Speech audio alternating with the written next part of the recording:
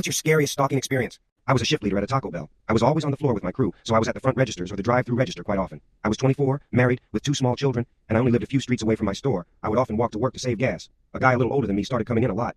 He was always very friendly, almost too friendly. He'd only come in on my shifts, I started to find out, and then it turned out he was there for every single one of my shifts. I told my husband, so I don't think he ever came to our house, but he was a shadow at work. Then one day, I came in and found him being trained by one of the assistant managers. He tried to get put on my shifts, but I freaked out and immediately went to the office to talk to the store manager.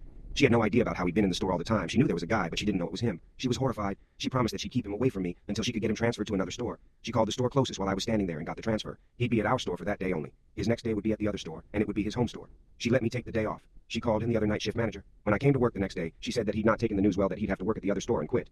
He came a few more times after that, so I got my husband to sit in the dining room to scare him off. I did not see him again after that.